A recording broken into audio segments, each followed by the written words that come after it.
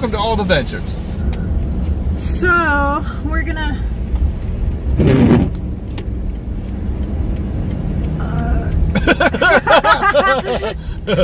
Brain fart. It's story time.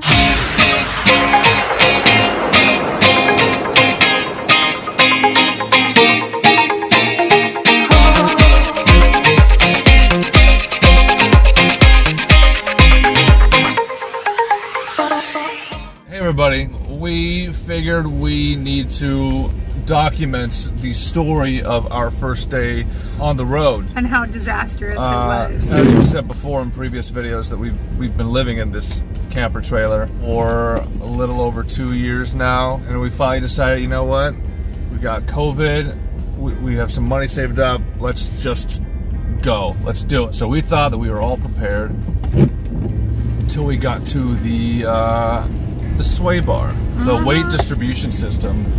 This thing came in the mail. It did come in the day before we were about to leave. We figured we could go ahead and hook it all up and have somebody help us hook it all up and get ready to go on the road. We were completely mistaken. Yeah, so we had someone help us. It shows up and starts whipping the things out of the box and then just starts putting things on. And I'm like, oh, no directions? Like, you're not no gonna, instructions? You're not gonna read any of the instructions at all? He's like, I got this. I've done this for years, I've done it multiple times, no worries. And like, I watched like how-to videos. So did Jessica and I both did, and we're like, don't you need to make sure like this is level, and you should measure this and see how far, you know. Everything should be aligned. Yeah. He's like, no problem, I got this, like, trust me. He was so confident, so confident. It was like, whoa, cool, yeah, we got an expert here. We got this all taken care of. Sweet, we're gonna have this all hooked up and ready to go. And yeah, in like half an hour tops, had the thing hooked up. You know, there was one red flag to where like you didn't have torque wrenches. You do need to make sure that as you are tightening down these giant bolts that are basically clamping everything we own to the back of a truck. Yeah. They can't be too tight. So you need this 250-pound torque wrench to stop you from overturning it and snapping a bolt. It overturned and it snapped off. He didn't use one. It completely snapped off. And yeah, he just kind of jimmy-rigged it. I'm like, oh, this will hold just fine. The day that we are leaving, we get not even 10 minutes down the road, and our camper starts to sway a crazy amount. You know, we get out of our little neighborhood, yeah, and everything seems fine, and we get on the highway. We're going around a little bit of a corner. We got some heavy front winds, and a semi comes by, and then we just hit this little pothole in the road, and it just gets the camper swaying. I dealt with a little sway before. I kind of felt what it should be. Yeah. But I'm like, oh, this must be a little heavier than usual. So, you know, I'm glad we have this sway bar, because if it's swaying this much, it should have been a lot worse. But then it just kept getting more and more and more. Apparently, he didn't really install it correctly. Actually, making it sway more. It was trying to overcorrect itself.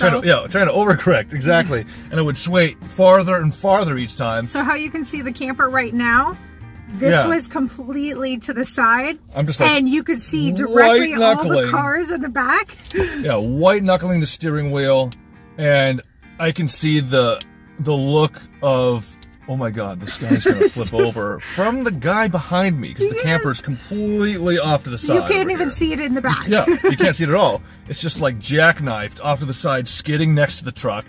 Animals in the back seat, completely fine. I'm freaking out. Completely oblivious. We're freaking out.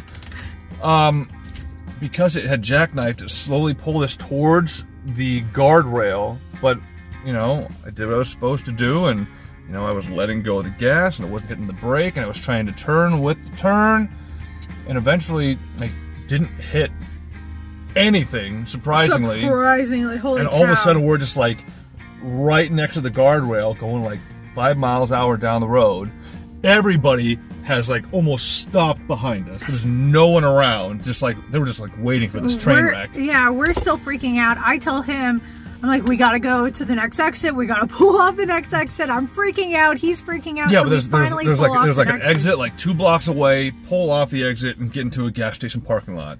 And luckily, the gas station was big enough to where we could pull the RV in. We immediately got out, checked everything around. We're like, oh, the outside looks pretty good. Surprisingly good. I was like expecting like all obvious kinds like of damage. Bent axles. Like I was expecting like the panels on the side to be like caved in, windows popped out. I'm like, I didn't know what to expect, but it looks kind of fine.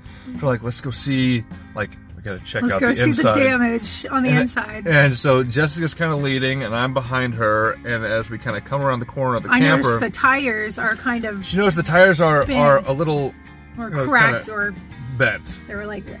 Like not like the alignment's off, but like the actual wheel was bent, which was insane. I've never heard of that ever happening before. And then she goes to open the door, and I look down and I see these drips of water from underneath the door. I'm like, why? It was a completely gorgeous day. Like, there's no reason there should be water. What's happening? So she opens up the door. Oh my God, it was such a disaster. And it was like a tornado dropped down into the camper, ran around a bit, and then just disappeared. Some of the stuff that we had on the bed ended up going through or damaging the wall. Yeah, things were shooting off the bed and out of the cupboards and slamming into the walls, putting these big chunk divots in the walls. We had these portable water like a gallons. 2-gallon water jug.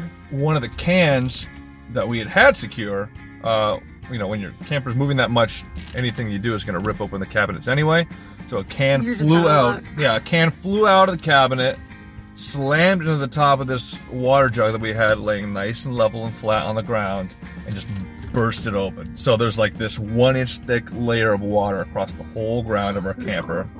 On top of that, we had cat and dog food that also came out of the cabinet. Oh yeah, I forgot about that. And dispersed everywhere in the water. So you have this. So we just have soaked up pet food, just completely soaked. Yeah, this mixture of mushy, wet cat and dog food all over the floor. And we have carpet in our the slide out, so all of that was completely soaked. We just had stuff everywhere. I closed the door immediately afterwards and almost started crying when I went. Yeah, the first open was just like, no, we're gonna deal with that later. Well, other than some cosmetic damage, everything was surprisingly fine. Yeah. Okay, so we're alive. The camper seems passable as drivable to maybe get it to a place to see what we can do to repair this thing. Luckily, the exit that we took was only a couple miles from where we bought the camper. Not a couple miles. It was like 1.1 miles away from AC Nelson in Nebraska, where we bought this camper. Yeah. So it was amazing that we were that close. So we were able to find these. Jessica found these back roads. We're just taking it like 5 miles, 10 miles an hour down the road to get to AC Nelson, and we get there and we have a guy come out and look at it. He's like, wow, with the way you described it, I'm surprised that this thing is even in one piece. And he kind of looked at the axle, and everything was fine there. He's like, yeah, you just need to get, the only thing that you need to do on the outside to make this drivable is get new tires and wheels. But it's July 1st. So the 4th of July is in 3 days. So, of course, everybody has their camper going in, getting fixed, everything right before repair, 4th of July. We're like, great. Yeah, so the guy's like, adds another thing. He's like, I can't get you in for like another week and a half. I'm like, well, you need to get out. We're not staying here another week and a half. We've been staying in one place for 2 years, and we've been planning to get out and travel. I just feel like Nebraska kept like sucking us back in, and this was Nebraska's last effort to kind of keep us there. But the guy's like, give me a minute, I'll be right back. Comes back with like a list of people. He's like, here's 2 guys that you can go to buy tires. Then he gave us a couple places that we could go to get tires installed, because most places would either sell tires or put them in. Yeah, within an hour and a half, we were able to slowly take side roads to get tires bought at one place, and then we took it to like this this place that fixes semi trucks, because they had this huge loading dock, and they were able to stick us in there and get the tires installed.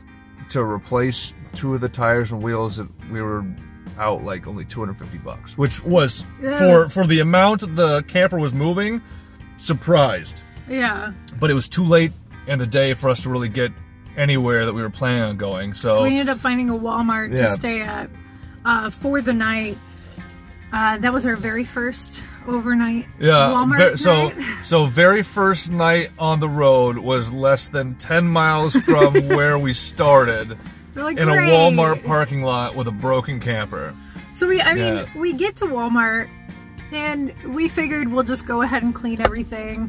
So we started cleaning everything, and then we realized that the door from the bathroom to our bedroom was completely jammed. So we're like, we'll just take out the knob and fix it, no problem. No. We took out the knob. So the door slammed shut so hard that the door handle, the doorknob, was no longer pulling the pin out of the door frame. So you couldn't do anything with the handle. It was just busted, and it was basically a wall now with a hinge. So I had to go into our little toolbox, and I had this like 6-inch like little hacksaw blade, but I had like, no handle to try to cut this little triangle wedge out of the door to be able to get into the bathroom and the bedroom. Basically, the first day it came in threes. Almost topped over our camper. We had the tires that we had to fix. And the door. And the door. Yeah. Ended up calling around, found a person in Iowa that could reinstall our sway bar correctly. Yeah, about 20 miles from where we were, there's this place called HITCH in Council Bluffs, which is right across the river from Omaha, where we were staying. They did an excellent job. Yeah. Thank you if you're watching. Yeah, HITCH, you guys are amazing. It wasn't too expensive. It was less than $100 to pull the thing off. It was less than an hour that they installed it, Yeah, it was like 45 minutes, right? All right, you guys are good to go. Great. We were able to get finally out of Nebraska and finally start our cross-country tour. Once we drove out of the parking lot after it was installed, you could immediately tell the difference on how it was installed. Oh yeah, and it was like night. New version. It was like night and day. I was so worried after the initial sway bar install. I'm like, maybe sway bars are terrible. Maybe this is just something that people said to try to sell us an extra piece of equipment that we didn't need. But yeah, once we got those guys to install it correctly, immediate difference. And we're heading. So I can't remember the highway that goes all the way down to like Kansas City. Yeah, it was. We were getting pushed around, and you could tell it was keeping us nice and straight. It was what it was doing what it was supposed to do. So sway bar, highly suggest if you're a brand new RVer and you just got your camper, or you are about to hit the road, definitely get a sway bar. Yeah, don't let this story convince you not to get a weight distribution system or a sway bar. Just make sure that you either have a professional install it, or you follow the instructions and have all the correct tools. Because if you install it yourself. Yeah, having watched, take it by and see, or take it by somebody who's actually a professional to take a look and double check that it's done correctly. And most places will do that for free, for like $10. They'll do a little inspection to make sure that everything is hooked up right. So that's our story. That's our first day.